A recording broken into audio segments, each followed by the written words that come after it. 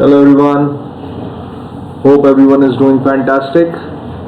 I welcome you all to this new lecture, that is lecture number 6 of this lecture series. Hope you people will like it. So जो लोग अभी नए आए हैं उन लोगों के लिए my name is Shashank Awasthi and I have been your instructor for this course of design of steel structure for the past few lectures. ठीक है, मेरे बारे में ये इंट्रोडक्शन यहाँ लिखा हुआ है, आप लोग पढ़ सकते हैं। अगर नहीं पढ़ना तो मैं अपने इंट्रोडक्शन के बारे में बता चुका हूँ इन द फर्स्ट लेक्चर, तो आप पहला लेक्चर को विजिट करेंगे तो आपको पता चल जाएगा।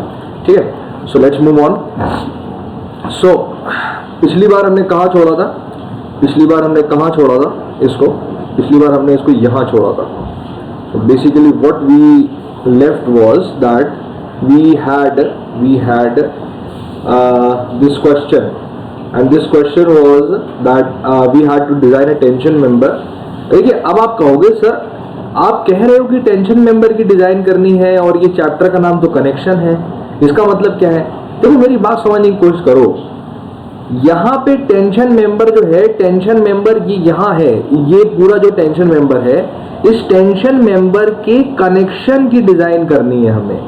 समझ रहे हो मेरी बात? मैंने इससे पहले वाला जो लेक्चर था उसमें बताया था कि स्टील में हमारे पास दो कंपोनेंट्स होते हैं, एक होता है मेंबर और एक होता है कनेक्शंस। ठीक है, तो हमें क्या करना है, जैसे टेंशन मेंबर के कनेक्शन की डिजाइन करनी है इस क्वेश्चन में। ठीक है, so what exactly is happening is, tension member की लेंथ दी हुई है 0.9 मीटर है, इसको लगने वाला सर्विस लोड यानी डेड लोड और लाइव लोड दिया हुआ। Dead load 20 kilo Newton, live load is 60 kilo Newton है ना, ये सब दिया हुआ है।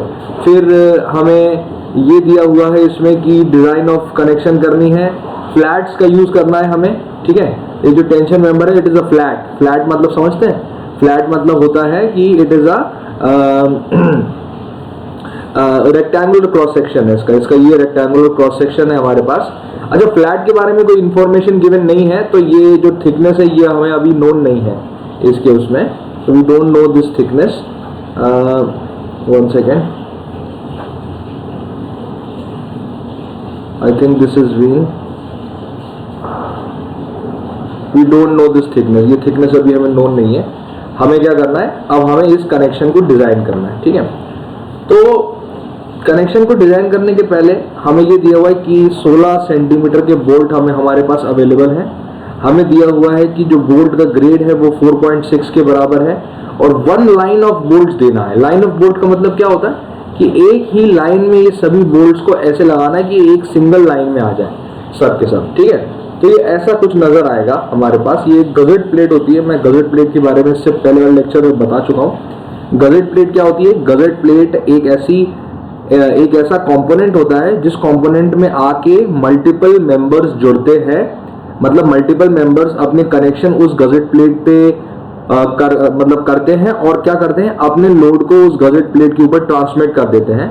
फिर गजेट प्लेट उस लोड को दूसरे किसी मेंबर पे ट्रांसमिट कर देती है। तो हम ये कह सकते हैं कि gazette plate is nothing but it is a junction, एक प्रकार का जंक्शन होता है गजेट प्लेट हमारे पास। ठीक है, तो ये है। अब गजेट प्लेट की डिजाइन नहीं करनी, हमें इस कनेक्शन की डिजाइन करनी जो यहाँ पे हमारे पास अवेलेबल है। तो शुरुआत करते हैं। शुरुआत कहाँ से होती है? शुरुआत यहाँ से होती है। सबसे पहले जो डेटा हमारे पास अवेलेबल है उसको जरा हम समझ लें। तो हमें गिवन है कि बोल्ट का ग्रेड 4.6 के बराबर है। तो सबसे पहले तो इसको इंटरप्रेट करने की जरूरत है कि 4.6 का मतलब क्या होता है। 4.6 का मतलब होता है कि बोल्ट के जो मटेरियल है उसकी अल्टीमेट जो स्ट्रेंथ है हमारे पास दैट इज 400 न्यूटन पर mm²। ठीक है, और जो यील्ड स्ट्रेंथ है बोल्ट के मटेरियल की that is 400 into 0.6 that is 240 Newton पर mm²। ठीक है, ये दो चीजें हमें पता होनी चाहिए। मतलब अगर आपके पास कभी भी इस नोटेशन में आए तो 4 का मतलब होता है 400 और 6 का मतलब होता है 400 into 0.6 दैट इज 240। ठीक है, ये 0.6 से इसका मल्टीप्लाई करते हैं तो यील्ड स्ट्रेंथ मिल जाती है।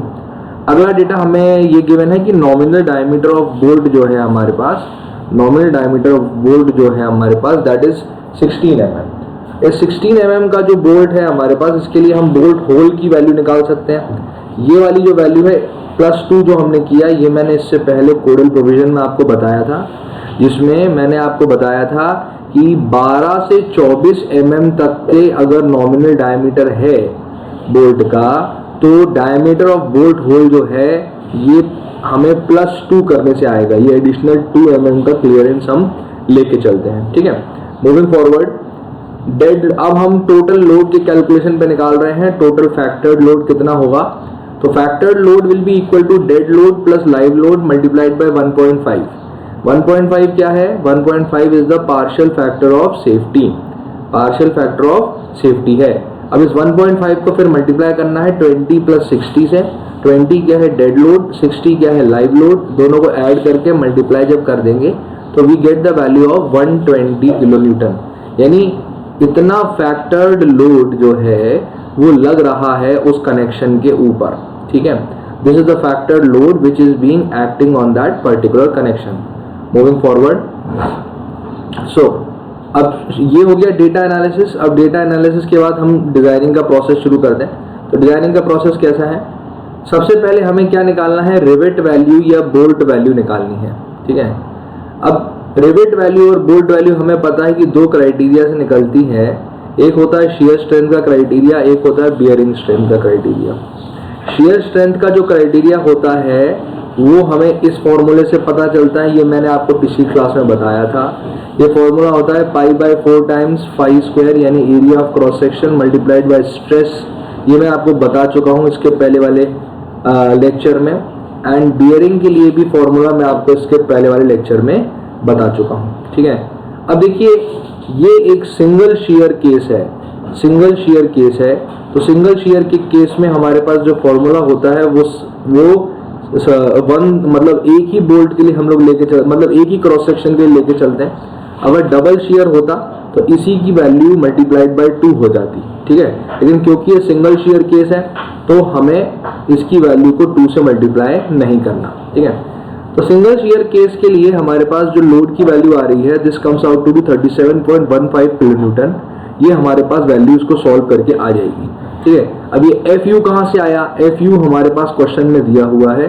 इसके पहले वाली स्लाइड में मैंने आपको बताया था FU की वैल्यू 400 न्यूटन पर mm² है और FY की वैल्यू 240 है। ये किसके लिए है, बोल्ट के लिए है, ठीक है।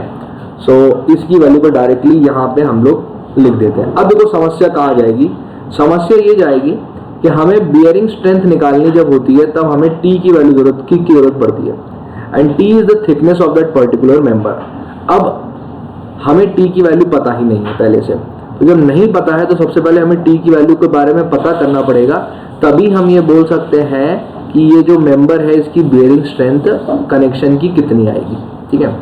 तो हम T की वैल्यू को कैसे पता करें सर, यहाँ तो मामला फंस गया। हम ऐसे पता करेंगे कि we are going to move to step number 2। In step number 2 we are going to find the tearing strength of plate, ठीक है। और टियरिंग स्ट्रेंथ ऑफ प्लेट को हम क्या करेंगे, टियरिंग स्ट्रेंथ ऑफ प्लेट को हम फैक्टर्ड लोड के बराबर पुट कर देंगे, ठीक है। अब मैंने बताया था इससे पहले वाले लेक्चर में कि टियरिंग स्ट्रेंथ ऑफ प्लेट जो है वो 2 क्राइटेरिया से निकाली जाती है। एक क्राइटेरिया होता है ग्रॉस एरिया यील्डिंग का क्राइटेरिया और दूसरा क्राइटेरिया होता है नेट सेक्शन रप्चर का क्राइटेरिया, ठीक है। तो हमने क्या किया, देखो यहाँ पे हमने ग्रॉस एरिया यील्डिंग के क्राइटेरिया के फॉर्मूले को ये लिख दिया है यहाँ पे, और हमने इस क्रॉस सेक्शन में, ये जो क्रॉस सेक्शन है हमारे पास, ये फ्लैट का क्रॉस सेक्शन, मैंने बताया था कि फ्लैट्स आर रेक्टेंगुलर। जब भी आप किसी फ्लैट के बारे में बोलोगे कि I am using a flat as a member, then that member will be a rectangular in shape. तो B और T अब हमें पता करना है कि B कितना होगा और T कितना होगा। तो हम क्या करेंगे, सबसे पहले ग्रॉस एरिया यील्डिंग वाले क्राइटेरिया का उपयोग करके हम उसको इक्वल टू कर देंगे फैक्टर्ड लोड के बराबर पुट कर देंगे। तो जब फैक्टर्ड लोड के बराबर उसे पुट करेंगे तो क्या होगा, तो ये होगा सर कि हम AG यानी क्रॉस सेक्शनल एरिया की वैल्यू को पता कर लेंगे। अब देखो यहाँ पे मेरी बात समझना, ये जो हमारे पास 250 न्यूटन पर mm² है ना, ये 250 न्यूटन पर mm² is nothing but it is the member की यील्ड स्ट्रेंथ। देखो इससे पहले जो दोनों वैल्यूज 400 और 240 जो हमने देखी थी इसके पहले वाली स्लाइड में, ये वाली स्लाइड में जो 400 है और जो 240 है, ये बोल्ट की अल्टीमेट और यील्ड स्ट्रेंथ शो कर रही है। लेकिन यहाँ पे जो 250 है, जो 250 है हमारे पास यहाँ पे, this 250 is going to this 250 one second oh so this 250 is the ultimate strength of if this 250 is the ultimate strength of if this 250 is the yield strength of this material यानी member की yield strength है, connection की yield strength नहीं है। इससे हम gross cross sectional area की value निकाल लेंगे, that comes out to be 528 mm square. इस ग्रॉस क्रॉस सेक्शनल एरिया से इसके अलावा हम एक और चीज निकालेंगे। हम क्या करेंगे, इस अल्टीमेट लोड को फिर नेट सेक्शन रप्चर के क्राइटेरिया को यूज करके नेट क्रॉस सेक्शनल एरिया भी पता कर लेंगे। ठीक है, अब क्या करेंगे, हम इस ग्रॉस क्रॉस सेक्शनल एरिया की वैल्यू को मैच करेंगे स्टील टेबल में। ठीक है, और स्टील टेबल में मैच करने के बाद हम क्या करेंगे, हम देखेंगे कि ऐसा कौन सा सेक्शन है जिसका gross cross sectional area 528 mm से ज्यादा है। ठीक है, 528 mm स्क्वायर से ज्यादा आ रहा है। तो हमारे पास ये जो आएगा, जो एरिया जो आएगा, दिस कम्स, इससे जब हम मैच करेंगे तो हमें मिलेगी वैल्यू 60 ISF 10। ये जो सेक्शन है 60 ISF 10 Indian standard flat 60 ISF 10 ये नाम है एक फ्लैट सेक्शन का। ये जो फ्लैट सेक्शन होगा हमारे पास, इस फ्लैट सेक्शन की इस सेक्शन को हमने अज्यूम कर लिया कि ये जो सेक्शन है हम इसको एज अ फ्लैट सेक्शन लेके चल रहे हैं। ठीक है, फिर क्या होगा, हम इस फ्लैट सेक्शन के लिए ग्रॉस क्रॉस सेक्शन एरिया फिर निकालेंगे। ग्रॉस क्रॉस सेक्शन एरिया 60 × 10 के बराबर हो जाएगा, जो कि 600 होता है, जो कि ग्रेटर देन 528 है। तो हमारे पास ग्रॉस क्रॉस सेक्शन एरिया का क्राइटेरिया सेटिस्फाई हो गया। फिर नेट क्रॉस सेक्शन एरिया को देखेंगे, तो नेट क्रॉस सेक्शन एरिया जो होता है हमारे पास, ये होता है 60 -18। अब देखो, नेट क्रॉस सेक्शन एरिया जो रहेगा ना, वो ये क्रॉस सेक्शन एरिया रहेगा, ये वाला क्रॉस सेक्शन एरिया। ठीक है, और ये वाला क्रॉस सेक्शन एरिया, और बीच का जो बोल्ट वाला जो पोर्शन है ना, इस पोर्शन को हम लोग क्या कर देते हैं, हटा देते हैं क्रॉस सेक्शन एरिया में से। तो जो बचा हुआ जो एरिया होता है, इसी को हम लोग कहते हैं नेट क्रॉस सेक्शनल एरिया के बराबर। ठीक है, तो नेट क्रॉस सेक्शनल एरिया मतलब इस रेक्टेंगल का एरिया और इस रेक्टेंगल का एरिया। ये जो डायग्राम मैंने शो किया है, ये क्रॉस सेक्शन का डायग्राम है। एक फ्लैट का क्रॉस सेक्शन जो होता है वो ऐसा नजर आता है हमारे पास। ठीक है, जब उस पर होल पंच कर देते हैं तब क्या होगा, हमने 60 -18 कर दिया, तो 18 is the diameter of bolt hole, और इसको 10 से मल्टीप्लाई कर दिया, तब मेरे पास वैल्यू आ गई 420, जो कि ज्यादा होती है 406, जो रिक्वायर्ड वैल्यू इससे पहले वाले पोर्शन में मैंने निकाली थी। तो इससे पता चला कि इन दोनों एरियाज के को अगर मद्देनजर रखें, तो ये जो क्रॉस सेक्शन है 60 ISF 10, ये जो क्रॉस सेक्शन है ये क्या रहेगा, सेफ रहेगा। तो इसको अब हमने फाइनल कर दिया। ठीक है, अब क्योंकि ये फ्लैट सेक्शन का अब हमने इस सेक्शन को फाइनल कर दिया है, तो अब हम क्या करेंगे, हम ये जो इसका जो थिकनेस है, ये जो थिकनेस है 10 mm, इस 10 mm का यूज करेंगे। और कहाँ पुट करेंगे इस 10 mm को, इस 10 mm को हम यहाँ पुट करेंगे, बियरिंग स्ट्रेंथ निकालने वाले फॉर्मूला में इसको पुट करेंगे। बियरिंग स्ट्रेंथ निकालने वाले फॉर्मूला में इसको पुट करके जब हम देखेंगे, तो we can see very easily that the bearing strength comes out to be 128 kN। ठीक है, अब रिवेट वैल्यू या बोल्ट वैल्यू अगर हम लोग निकालें, तो वो लीस्ट होती है शियर स्ट्रेंथ और बियरिंग स्ट्रेंथ के। शियर स्ट्रेंथ की वैल्यू 37.15 आई थी, बियरिंग स्ट्रेंथ की वैल्यू 128 kN आई थी। तो दोनों में से जो कम वैल्यू है दैट इज 37.15 kN। तो हम ये कहेंगे कि इतने लोड की वैल्यू अगर हम पहुंचा दें, तो क्या होगा, तो क्या होगा कि वो जो बोल्ट है वो फेल हो जाएगा शियर में। ठीक है, तो शियर में वो बोल्ट फेल हो जाएगा। तो फाइनली अब हमें रिवेट वैल्यू की वैल्यू मिल गई, तो अब हम नंबर ऑफ बोल्ट्स को निकाल सकते हैं, जो कि हमारे पास 120 kN जो फैक्टर्ड लोड है, उससे जब रिवेट वैल्यू को जब हम डिवाइड कर देंगे, तो it comes out to be 4। That is 4 is the number of bolts, 4 number of bolts होते हैं उसमें। ठीक है, अब हमें नंबर ऑफ बोल्ट्स भी पता है, हमें क्रॉस सेक्शनल के बारे में भी सारी चीजें पता चल गई। तो अब हम क्या करेंगे, हम पिच, एंड और एज डिस्टेंस, इन तीनों की जो वैल्यूज हैं, इन तीनों की वैल्यूज को हम क्या करेंगे, अकॉर्डिंगली जो मिनिमम और मैक्सिमम का क्राइटेरिया है उसको मद्देनजर रखते हुए हम इन तीनों की वैल्यू को कुछ वैल्यू अज्यूम करके उसको पुट अप कर देंगे। अब आप कहेंगे कि सर ये मिनिमम और मैक्सिमम वैल्यूज हमें मिलेंगी कहाँ पे? तो इसके पहले वाले लेक्चर अगर आप जाके एक बार वॉच करें तो अब मैंने इससे पहले वाले लेक्चर में इन सभी के मिनिमम और मैक्सिमम वैल्यूज के क्राइटेरिया को डिस्कस किया है, ठीक है। तो वहां पे एक ऑब्जेक्टिव क्वेश्चन वो भी बन सकता है और उसका जो एक्चुअल यूटिलिटी है यानी पिच, एज और एंड डिस्टेंस के क्राइटेरियाज की जो एक्चुअल यूटिलिटी है वो इस क्वेश्चन के एंड यानी आखिरी स्टेप में देखने को मिलती है, ठीक है। तो अगर पिच हमारे पास जैसे मान लो 35 mm से 50 mm के बीच में है तो कोई भी वैल्यू आप अज्यूम कर सकते हो। जब 35 से 50 के बीच में है तो 40 mm लेके चल लो पिच को, ठीक है। सिमिलरली एज और एंड डिस्टेंस को भी अपन लोगों को सफिशिएंटली प्रोवाइड करना पड़ेगा, ठीक है। So this was the question which I would like to discuss. Now we are moving forward to the new topic that is eccentric connections in bolted, eccentric bolted connections के बारे में अब हम बात कर रहे हैं। तो देखिए एक्सेंट्रिक मतलब क्या होता है? जब जो लोड है उसका एप्लीकेशन उस बोल्ट ग्रुप के सेंटर ऑफ ग्रेविटी के अलावा किसी दूसरी जगह पे आ जाए, यानी the line of action of this load does not coincide with the centre of gravity of the bolt group, then the connection is known as the eccentric connection, ठीक है।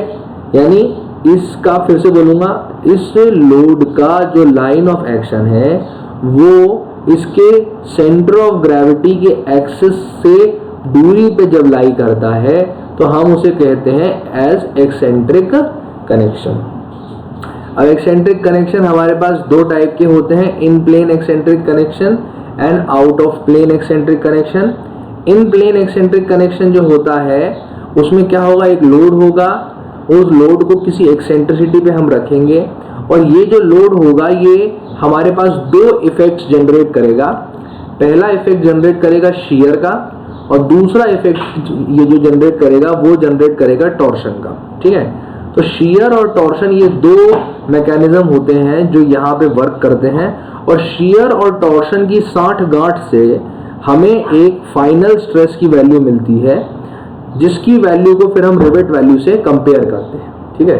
हम धीरे धीरे समझेंगे सारी चीजों को। अभी इतना समझना है कि इस केस में shear, direct shear and torsional shear are playing the major role. अब आते हैं आउट ऑफ प्लेन एक्सेंट्रिसिटी पे।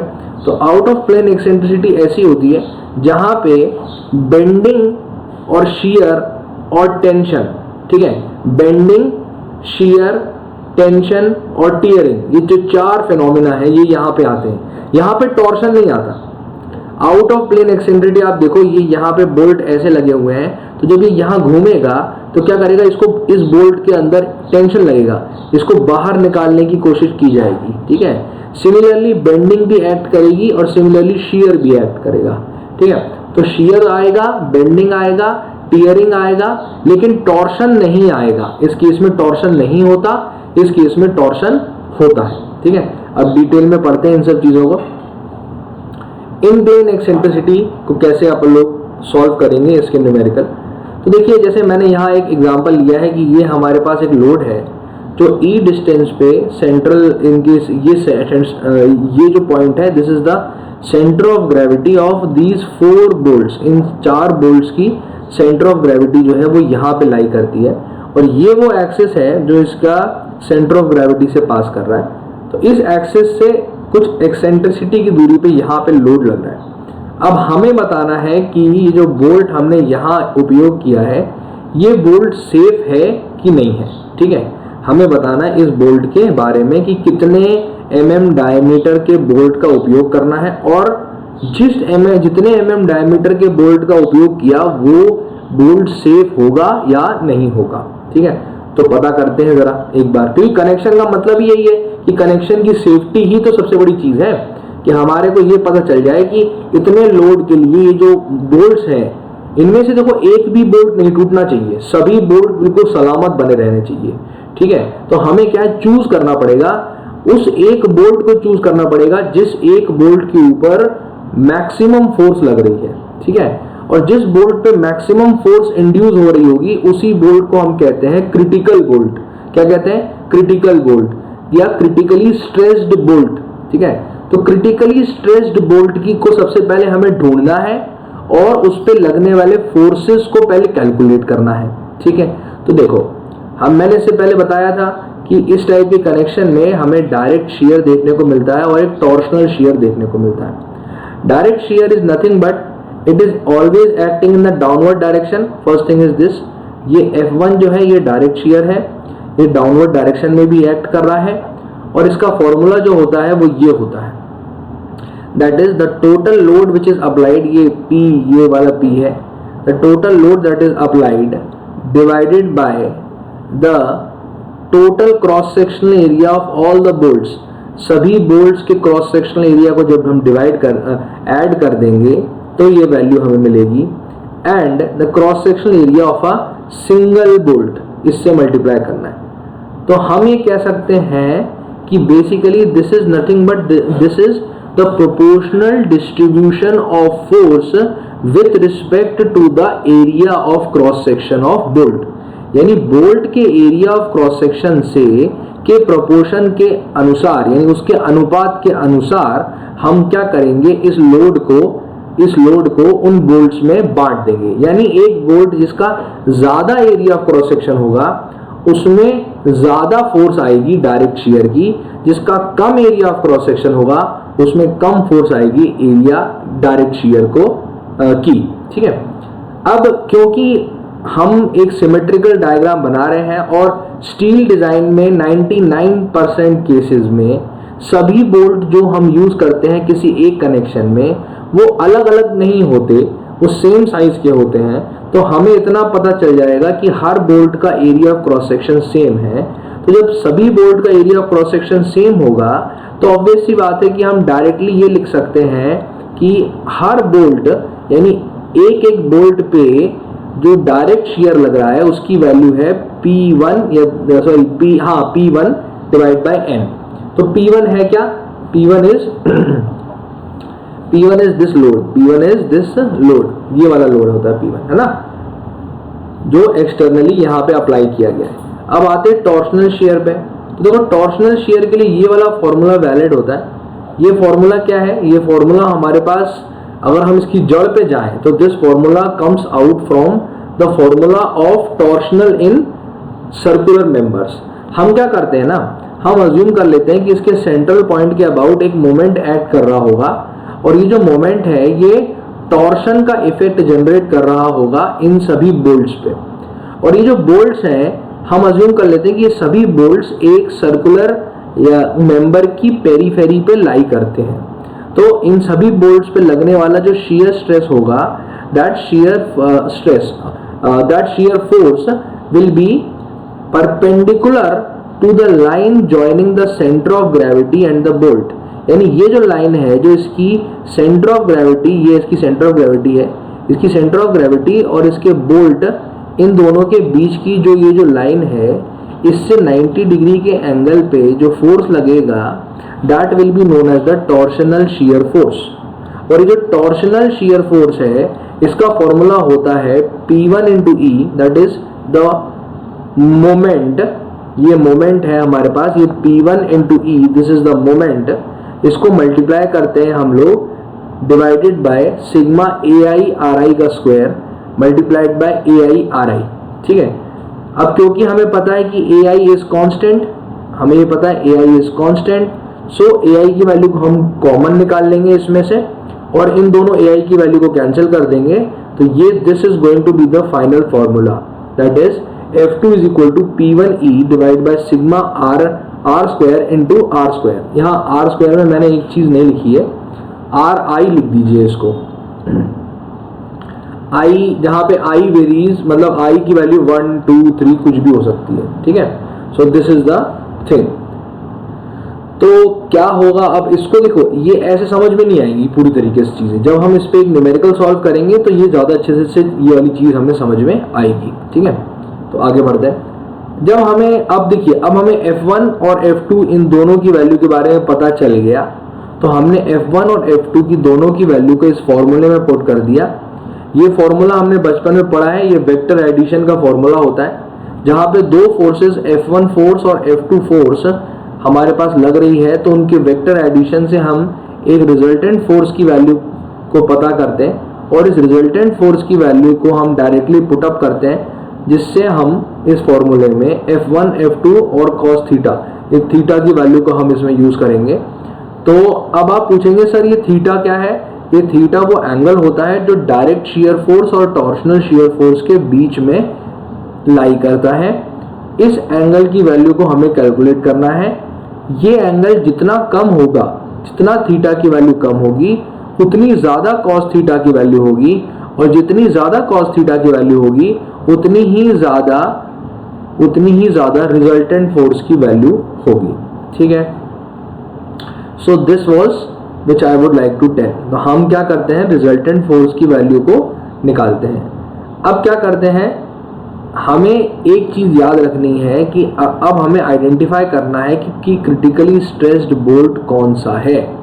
तो क्रिटिकली स्ट्रेस्ड बोल्ट वो बोल्ट होता है जिसमें थीटा की वैल्यू मिनिमम होती है और आर आई की वैल्यू मैक्सिमम होती है। यानी थीटा मतलब क्या, the angle between the direct shear and the torsional shear is known as theta. जब थीटा की वैल्यू मिनिमम होती है और आर आई की वैल्यू जब मैक्सिमम होती है, तब मेरे पास जो बोल्ट मुझे मिलता है, that bolt will contain the maximum value of resultant force, और जिसपे maximum value of resultant force आती है उसी को मैं कहता हूं क्रिटिकली स्ट्रेस्ड बोल्ट। तो क्रिटिकली स्ट्रेस्ड बोल्ट को आइडेंटिफाई करने के कौन से दो तरीके होते हैं? पहला तरीका होता है कि थीटा की वैल्यू मिनिमम होगी, और दूसरा जो तरीका होता है वो होता है आर की वैल्यू मैक्सिमम होगी। यानी जो डिस्टेंस होगी ना, जो डिस्टेंस होगी उस बोल्ट की उसके सेंटर ऑफ ग्रेविटी से, वो डिस्टेंस मैक्सिमम होनी चाहिए। ठीक है, मूविंग फॉरवर्ड। अब ये क्वेश्चन है जो मैंने यहाँ लिखा है, इस क्वेश्चन को आप अगर ध्यान से सुनेंगे तो आपको पूरा कॉन्सेप्ट क्लियर हो जाएगा एक्सेंट्रिक कनेक्शन का, इन प्लेन एक्सेंट्रिसिटी वाले केस का। ठीक है, तो इस क्वेश्चन में लिखा है कि एक स्टील ब्रैकेट है हमारे पास जिसमें 12 mm के डायमीटर के बोल्ट का उपयोग किया गया है।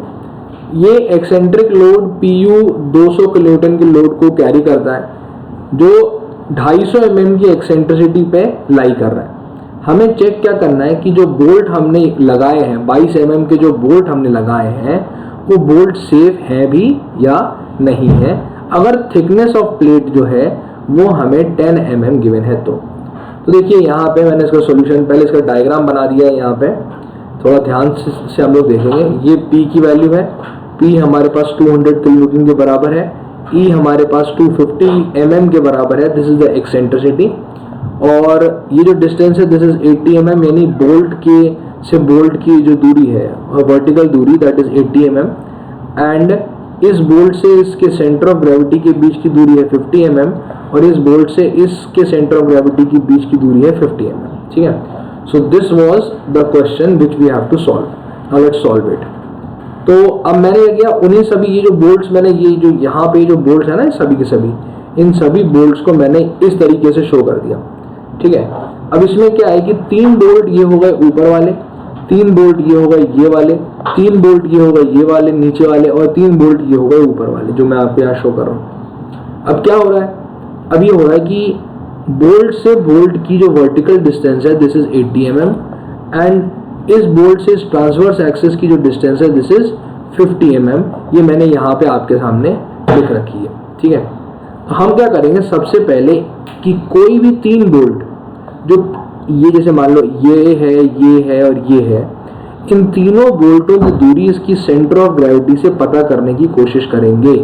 तो R1, R2 and R3 are the 3 distances which we have to calculate. R1 is इस ट्राइंगल को अगर हम कंसिडर करें तो 40 mm और 50 mm की दूरी पे ये दोनों लेंथ है हमारे पास, तो हम इस लेंथ को बड़े आराम से निकाल सकते हैं by the use of Pythagoras theorem. ये हमने बचपन में पढ़ा था पाइथागोरस थ्योरम के बारे में, उसी चीज के बारे में बात हो रही है। तो by the use of Pythagoras theorem we can very easily get the value of this R1 की वैल्यू बहुत आसानी से हमें मिल जाएगी। सिमिलरली जब हम इस ट्राइंगल को देखते हैं, इस वाले ट्राइंगल को, तो ये जो डिस्टेंस होती है ये डिस्टेंस R2 आती है और ये आती है 130 mm के बराबर। फिर ये जो ट्रायंगल होता है हमारे पास, ये बड़ा वाला जो ट्रायंगल होता है, इससे मैं R3 की दूरी निकालूंगा which comes out to be 206.17 mm। ठीक है, ऐसा है। अब क्या करना है, अब कुछ नहीं करना है। देखिए अब जैसे ये जो तीनों बोल्ट हैं, इन तीनों बोल्ट की जो दूरी है हमारे पास सेंटर ऑफ ग्रेविटी से, वही दूरी ऊपर वाले तीनों बोल्ट की भी होगी, वही दूरी इन तीनों बोल्ट की भी होगी सेंटर ऑफ ग्रेविटी से, और वही दूरी इन तीनों बोल्ट की भी होगी सेंटर ऑफ ग्रेविटी से, है ना? बिल्कुल सही बोल रहा हूँ कि नहीं बोल रहा हूँ, है ना?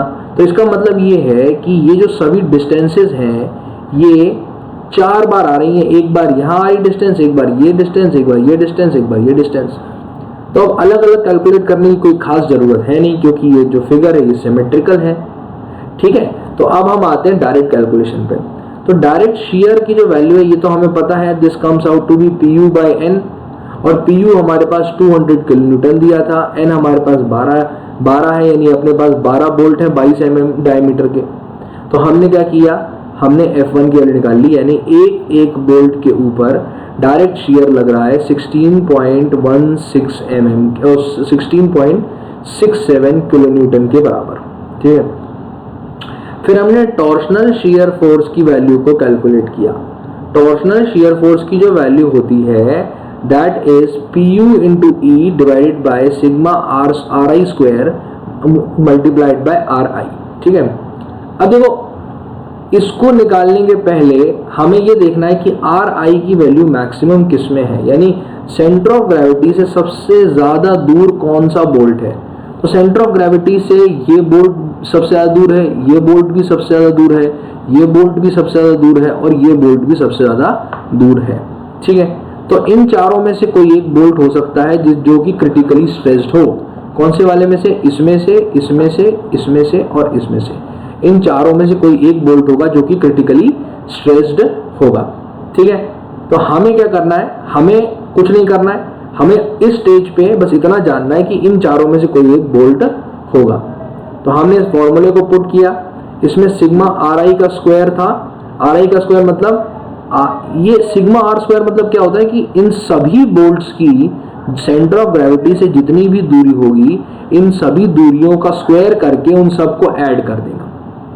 ठीक है, तो हमने मालूम था कि ये जो बोल्ट है 206.17 की दूरी पे लाई कर रहा है, इसका स्क्वायर हमने कर दिया, फिर इसका स्क्वायर हमने कर दिया, फिर इसका स्क्वायर हमने कर दिया, और इन तीनों को ऐड कर दिया। ठीक है, तो इन तीनों को ऐड करने के बाद ये देखा हमने कि जो ये बाकी तीन क्वाड्रेंट्स जो हैं, इन तीनों में भी वही वैल्यू रहेगी R की, मैंने पहले ही बताया है। तो हमने क्या किया, इनका स्क्वायर करके ऐड कर दिया और फिर उसी वैल्यू को 4 से मल्टीप्लाई कर दिया, तो हमें डायरेक्टली ये वैल्यू डिनोमिनेटर की यहाँ पे मिल जाएगी।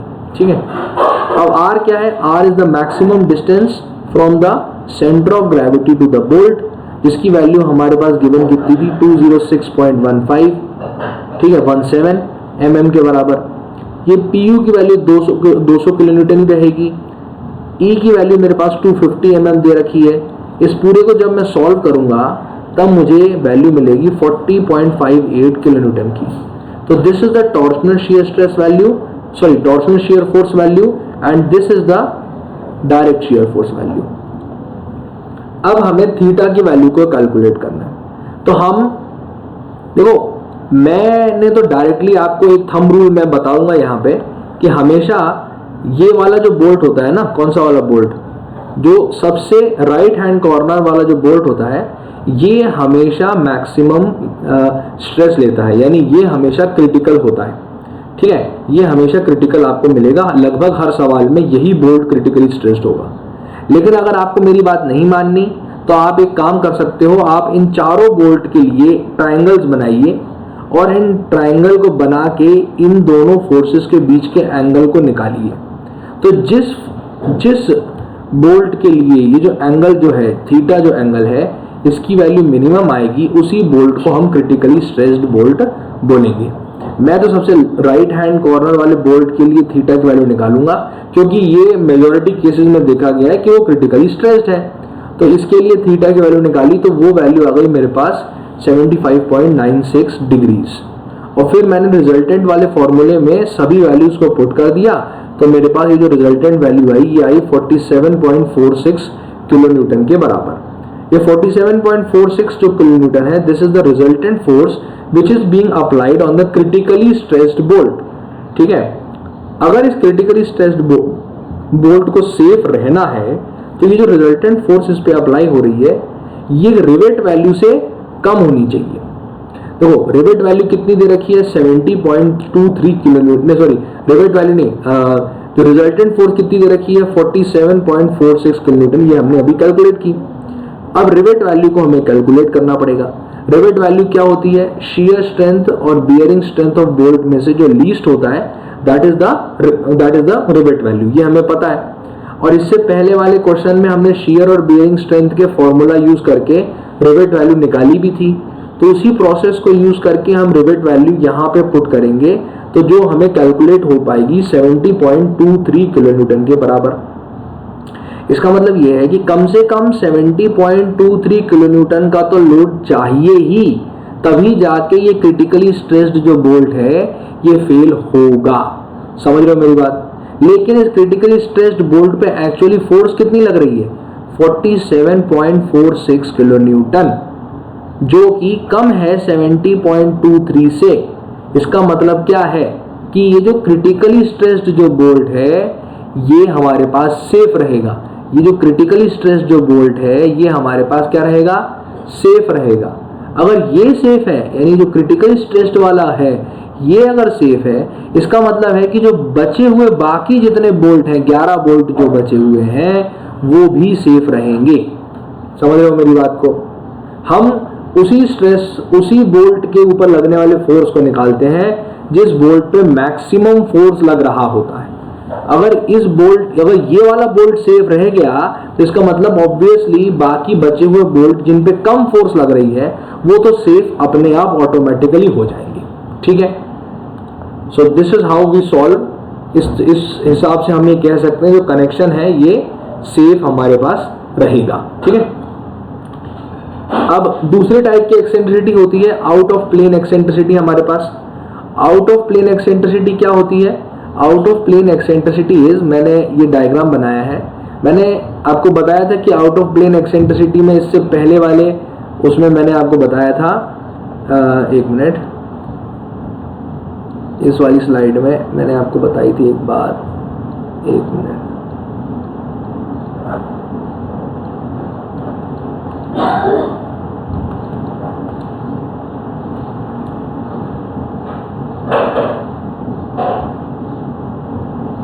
बेसिकली हाँ मैंने आपको बताया था ना इस वाली स्लाइड में, आउट ऑफ प्लेन एक्सेंट्रिसिटी वाला जो केस होता है, इस केस में टॉर्शनल फोर्स नहीं होता, इसमें शियर होता है, बेंडिंग होता है और टीयरिंग होता है, ये तीनों चीजें होती हैं। लेकिन इसके केस में क्या होता है, शियर होता है और टॉर्शन होता है। ये यहाँ पे लिख भी लो जिससे क्या है कि कल को कंफ्यूजन न जाए कि क्या था। इसके केस में होता है शियर, इसके केस में होता है टॉर्शन, और इसके केस में होता है शियर, इसके केस में होता है बेंडिंग, और इसके केस में होता है टेंशन, और इसके केस में होता है टीयरिंग। ये 4 फिनोमेना होते हैं इसके केस में। ठीक है, तो अब हम आते हैं दोबारा अपने पॉइंट पे। आउट ऑफ प्लेन एक्सेंट्रिसिटी को अब हम शुरू करते हैं। तो देखो आउट ऑफ प्लेन एक्सेंट्रिसिटी में ये एक न्यूट्रल एक्सिस डिफाइन किया जाता है। इस न्यूट्रल एक्सिस के ऊपर के जितने भी बोल्ट होते हैं उन पे शियरिंग, टीयरिंग, बियरिंग और टेंशन, ये चारों चीजें लगती हैं। और न्यूट्रल एक्सिस के नीचे वाले जितने भी बोल्ट होते हैं उनमें सिर्फ शियरिंग और बियरिंग लगती है। ठीक है, अब हमें एक चीज यहाँ डिफाइन होती है that is known as depth of the bracket. Depth of the bracket, ये जो है ना इसे ब्रैकेट कनेक्शन ही बोलते हैं। तो इसके डेप्थ को, इसकी इफेक्टिव डेप्थ को हम कितना लेके चलते हैं। इसका जो इफेक्टिव डेप्थ होता है ना, वो क्या होता है, ऊपर वाले बोल्ट के यानी टॉप मोस्ट बोल्ट के सेंट्रल पॉइंट से नीचे वाले फाइबर तक, इस मेंबर के नीचे वाले फाइबर तक की जो दूरी होती है ये कहलाती है depth of bracket. Depth of bracket क्या होती है, टॉप मोस्ट बोल्ट से नीचे वाले फाइबर तक की जो दूरी होती है that is known as the depth of the bracket. और ये डेप्थ ऑफ द ब्रैकेट जो रहता है ये डिफाइन होता है हमारे पास बोल्टेड कनेक्शन के लिए, ठीक है। अगर यहीं पे इसी की जगह पे अगर वेल्डेड कनेक्शन होता तो डेप्थ ऑफ ब्रैकेट हमारे पास ये टॉप मोस्ट फाइबर से लेकर बॉटम मोस्ट फाइबर के बीच की दूरी कहलाता, ठीक है, क्योंकि पूरा क्रॉस सेक्शन जो है वो चिपका हुआ रहेगा। यहाँ पे पूरा वेल्डेड में पूरा क्रॉस सेक्शन चिपका हुआ रहता है, लेकिन बोल्टेड में ये जो टॉप मोस्ट जो बोल्ट है, इस बोल्ट से इस नीचे वाले फाइबर की जो डिस्टेंस होती है that is known as the depth of the bracket. अब डेप्थ ऑफ द ब्रैकेट हमें क्यों चाहिए sir? Depth of bracket sir हमें इसलिए चाहिए कि डेप्थ ऑफ द ब्रैकेट से ही हम पता कर सकते हैं कि डेप्थ ऑफ न्यूट्रल एक्सिस किसके बराबर है। Depth of neutral axis is 1/7 times depth of bracket, ठीक है। डेप्थ ऑफ न्यूट्रल एक्सिस को ऐसे पता लगाया जाता है in out of plane eccentricity cases, ठीक है।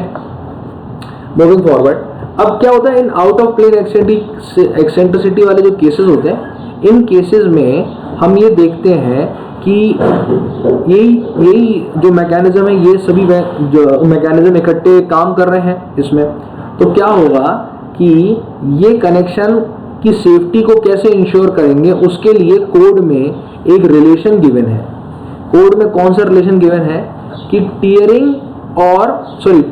टेंशन और शियर की जो कैलकुलेटेड वैल्यूज हैं, यानी देखो इसके पहले वाले प्रॉब्लम में इन दोनों बोल्ट पे कुछ टेंशन लग रहा होगा, कुछ शियर लग रहा होगा, तो इनकी जो कैलकुलेटेड वैल्यूज हैं, यानी टेंशन की कैलकुलेटेड वैल्यू और शियर की कैलकुलेटेड वैल्यू, और इनकी जो कैपेसिटी है जो आपको क्वेश्चन में गिवन होगी, यानी tension carrying capacity and shear carrying capacity, इन सभी वैल्यूज को जब मैं इस फॉर्मूले में पुट कर दूंगा, ये जो फॉर्मूला है ये कोड में गिवन है मेरे पास, ये जो पूरा जो फॉर्मूला है, this complete formula is given in the code.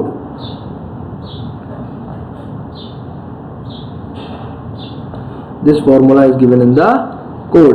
तो इस फॉर्मूले में जब मैं इस वैल्यू को पुट कर दूंगा तब मैं डायरेक्टली कह सकता हूं कि जो कनेक्शन है वो सेफ हो कहलाएगा, सॉरी, वो कनेक्शन जो है that will come out to be safe, ठीक है।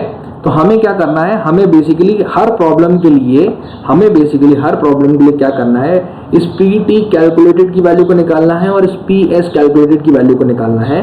ये दोनों वैल्यू हमें क्वेश्चन में गिवन होंगी और फिर हम डायरेक्टली इस रिलेशन में इसको पुट कर देंगे, तो हम ये बता सकते हैं कि वो कनेक्शन सेफ है या नहीं है, ठीक है। अब इसी को मद्देनजर रखते हुए अब हम एक प्रॉब्लम को जरा सॉल्व करने की कोशिश करते हैं।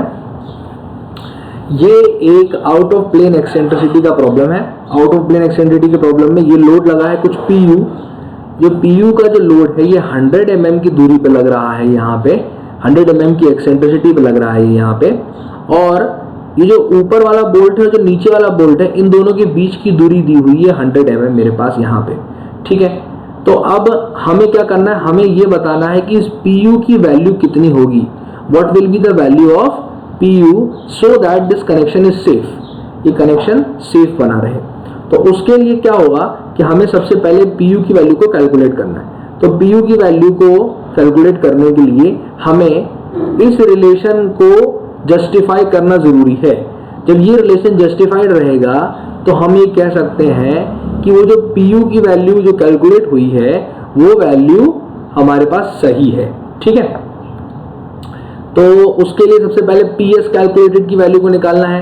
तो PS कैलकुलेटेड की वैल्यू, क्योंकि हमारे पास 4 बोल्ट हैं, तो ये जो PU जो लग रहा है, जो शियर डायरेक्ट शियर जो जनरेट हो रहा है, वो डायरेक्ट शियर है, वो हमारे पास इन चारों बोल्ट में बराबर बट जाएगा, ठीक है। तो ये जो चारों बोल्ट है ये 1/4 इसकी वैल्यू PU की वैल्यू को आपस में डिस्ट्रीब्यूट कर लेंगे, ठीक है। तो this will be the value of PS calculated. फिर क्या है कि हमें यहाँ पे लगने वाला जो नेट मोमेंट है दैट इज PU into 100। ये मोमेंट जो लग रहा है, ये वाला moment, this is PU into 100। तो जो PU into 100 है, इसको काउंटरैक्ट करने के लिए एक ऑपोजिट कपल लगेगा जो कि इन दोनों बोल्ट्स के ऊपर जो फोर्सेस लग रही हैं उन फोर्सेस से जनरेट होगा, तभी जाके इक्विलिब्रियम मेंटेन हो सकता है। तो अगर T फोर्स लग रही है न्यूट्रल एक्सिस के ऊपर और T फोर्स लग रही है न्यूट्रल एक्सिस के नीचे, तो इस रिलेशन को फिर मैं जस्टिफाई कर सकता हूं कि PU into 100 is equal to T into 100, या ये 100 क्या है, distance between the top bolts and the bottom bolts. इससे मैं बता सकता हूं कि PU is equal to T के बराबर होता है, यानी T is the net force acting on the bolts above neutral axis. ठीक है, तो जब हमें पता चल गया कि इन दोनों बोल्ट पे जो टोटल फोर्स लग रही है वो T के बराबर है, तो ये जो T है this will be equal to PU, और PU की जो वैल्यू है सॉरी यहाँ जो ओवरऑल न्यूट्रल एक्सिस के ऊपर जो टोटल फोर्स लग रही है वो लग रही है हमारे पास T के बराबर, और ये जो T है ये बराबर बराबर बट जाएगा दो बोल्ट्स में, क्योंकि न्यूट्रल एक्सिस के ऊपर दो बोल्ट्स हैं, तो ऊपर लगने वाले जो बोल्ट्स हैं, जो दोनों बोल्ट्स हैं, इन पे लगने वाली जो टेंशन जो फोर्स होगी, जो टेंसाइल जो फोर्स होगी, this will come out to be T/2, this will come out to be T/2 और PU/2, this will come out to be T/2 और PU/2, है ना। तो अब मुझे PS कैलकुलेटेड की वैल्यू भी पता चल गई, PT कैलकुलेटेड की वैल्यू भी पता चल गई। ये इन सभी वैल्यूज को, और क्योंकि मुझे प्रॉब्लम में ही गिवन था कि शियर फोर्स कैपेसिटी 20 किलोन्यूटन के बराबर है और tensile force carrying capacity 15 kilonewton के बराबर है, so we already know that PT की वैल्यू क्या है, PS की वैल्यू क्या है, एंड वी हैव कैलकुलेटेड कि PT कैलकुलेटेड की वैल्यू क्या है और PS कैलकुलेटेड की वैल्यू क्या है।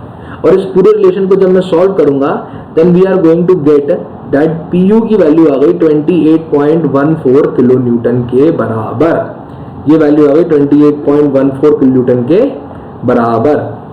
Hope you people understood. तो इतने किलो न्यूटन का लोड जब मैं इंपोज करूंगा इस कनेक्शन के ऊपर, तब ये कनेक्शन क्या रहेगा, then this connection will be safe, then this connection will be safe. So this was all for today. I would like to thank you all for being patient enough to listen to me throughout this lecture. This lecture is quite a complicated one, but I have full trust, full faith in you that you people will practice more and more previous year questions, more and more previous year questions of GATE and ESE. देखिए gate और ESE के bolted joints या riveted joints से related जो भी question है उनको आप सॉल्व करना शुरू कर दीजिए इस लेक्चर के बाद। इससे क्या होगा कि आपकी प्रैक्टिस बनना शुरू होगी और आपको धीरे धीरे करके आइडिया आएगा। ठीक है, देखिए ये सब चीजें कोई 1 घंटे के लेक्चर में या 2 घंटे के लेक्चर में इन सब चीजों को 100% नहीं समझ में आती। ठीक है, 100% आप नहीं समझ सकते ये इन सब चीजों को। ये सब चीजें टाइम के साथ और प्रैक्टिस के साथ ही आप इन सब चीजों में महारत हो पाएंगे। तो प्रैक्टिस करते रहिए और आशा करता हूं कि आप समय के साथ इनके जितने भी क्वेश्चन हैं उन सबको सॉल्व कर पाएंगे। मेरे जितने भी नोट्स हैं जो मैं अभी तक आपको पढ़ा रहा हूं वो उन सभी नोट्स में से 90% सवाल आपसे बहुत आराम से बन जाएंगे जो कि न्यूमेरिकल बेस्ड होंगे, और देखिए गेट में जो क्वेश्चन आते हैं वो न्यूमेरिकल बेस्ड ही होते हैं और बेसिक न्यूमेरिकल्स आते हैं। They don't ask you rocket science, वो इतना बड़ा बड़ा डिजाइन करने का नहीं बोलते वो लोग, काफी सिंपल क्वेश्चन आते हैं। उन क्वेश्चंस को बस हमें अगर एक बेसिक आइडिया भी रहे ना कि थोड़ा बहुत भी अगर देखा वो क्वेश्चन वहां दिख गया पेपर में तो हम उसको सही कर ले जाते हैं। ठीक है, that is why I am asking you to practice more and more questions of previous year for GATE and ES। ठीक है, मैं जितना लेक्चर सीरीज में कवर करा सकता हूँ, जितनी प्रैक्टिस करा सकता हूँ वो तो मैं कराऊंगा ही, लेकिन आपको अपनी तरफ से भी एफर्ट डालना पड़ेगा। ठीक है, so I hope you people like this video. If you people liked it then hit the like button, जो like button है नीचे उसको जाके धीरे से आप अगर दबा देंगे तो लाइक हो जाएगा ये वीडियो, और लाइक होने से मुझे पता चल जाएगा कि आपको ये सब चीजें समझ में आ रही हैं। ठीक है, मैं आपको मिलूंगा अगले सेशन में विद अ न्यू लेक्चर, और अब हम लोग शुरू करेंगे अगले लेक्चर में वेल्डेड जॉइंट्स। अगले लेक्चर का टॉपिक होगा वेल्डेड जॉइंट्स या वेल्डेड कनेक्शंस। ठीक है, thank you all for being patient enough to listen to me.